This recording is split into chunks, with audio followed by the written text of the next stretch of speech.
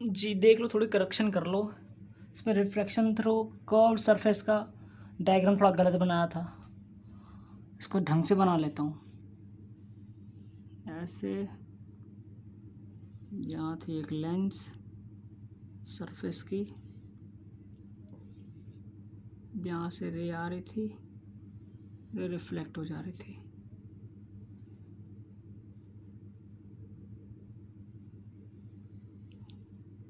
और यहाँ से कुछ डाउन डाउन था, ऐसे होगी। H of object, H of image, इसको mu of 1, mu of 2 refraction index.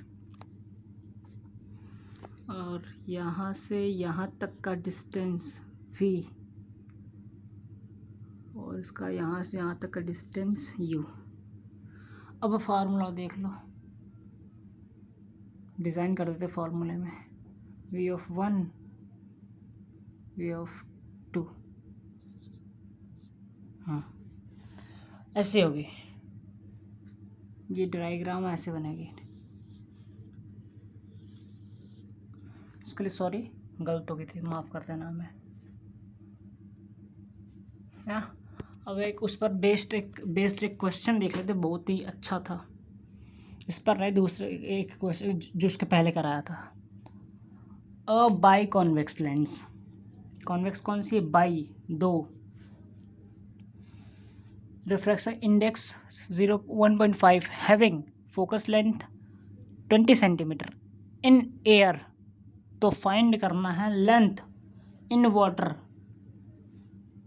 Length in water having refraction index 4/3 and in a liquid refraction index है 2। सॉल्व कर देते। फार्मूला क्या था हम लोगों का? ड्राइव जो किए थे, ड्राइव नहीं, 1/f equals to 1/x equals to था r1 plus of minus of 1/r2, r1 r2, और फिर ये था mu of air upon mu of liquid minus of 1। हाँ ये था फॉर्मूला। क्वेश्चन कर लेते हैं। फोकस लेंथ कितनी है?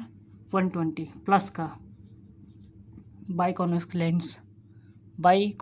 Lens equals to mu of air upon mu of liquid for 1.5 minus of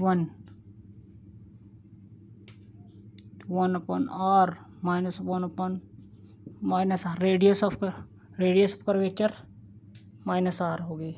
refractive index negative आ रही है रेडियस, इसलिए सॉल्व कर लेते हैं।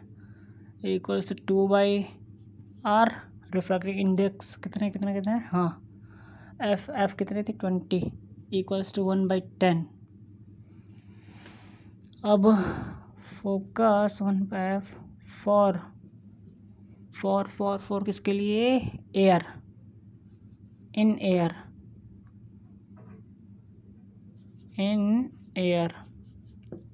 एयर की रिफ्रैक्ट इंडेक्स क्या है? बाई कॉन्वेक्स लेंस 15, एयर की वाटर हैविंग इतने सॉरी वाटर थे, एयर नहीं, वाटर की sorry in water equals to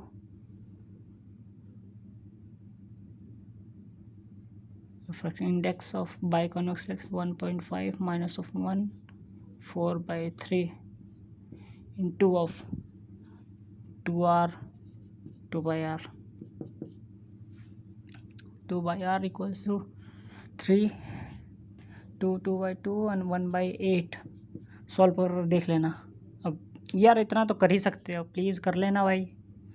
into 1/10 answer आया।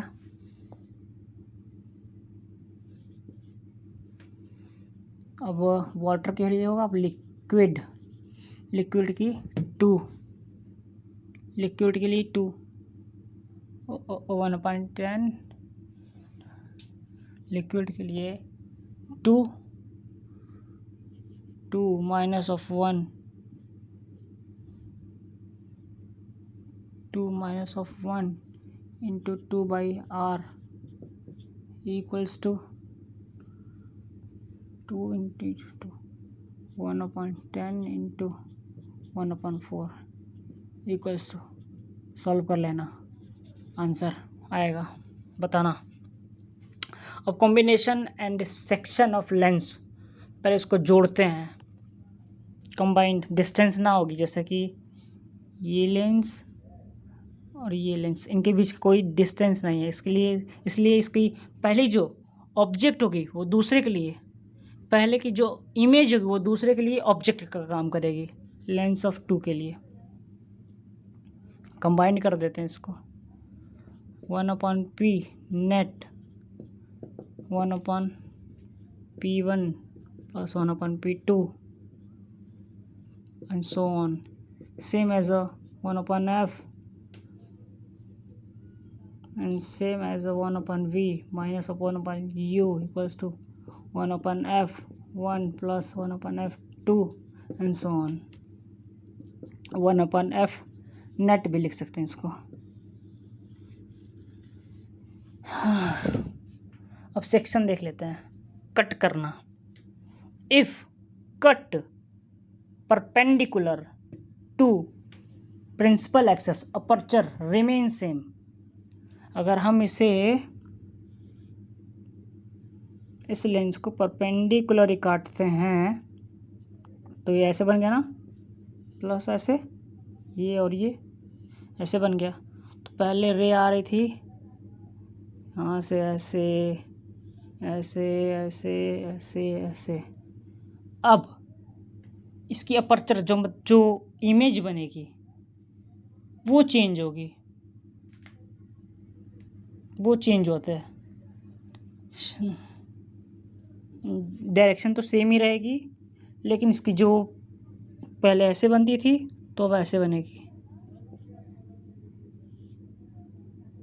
ऐसे ऐसे और ऐसे, क्योंकि इसको परपेंडिकुलरली काटे हैं इसलिए इमेज ऐसे बनेगी।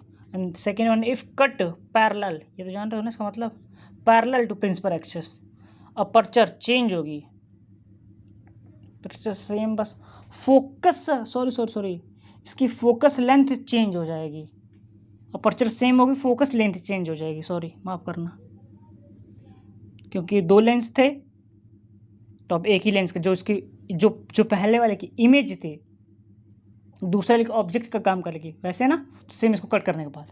And second one, if cut parallel to principal axis, इसको अगर ऐसे काटें बराबर सिमेट्री कट करें तो रे वाले ऐसे जा रही थी, ऐसे ऐसे ऐसे और ऐसे, अब इसको कट करने के बाद ये सब सेम रहेगा, अपर्चर सेम, अब ये ऐसे हो गई, बस इमेज लोकेशन सेम रहेगी, इसकी इमेज भी सेम की, अपर्चर बस थोड़ी सी कम होगी, पहले इस हिस्से में तक बनती थी, अब यहाँ तक ही बनेगी सिर्फ, बाकी इसकी सब सेम रहेगी, अपर्चर सब चेंज हो जाती है, समझे। और ये क्वेश्चन देख लो यार, बहुत इंपॉर्टेंट है, ट्रिकी है थोड़ी, ना समझा पूछना फिर दोबारा बता दूंगा, ठीक है।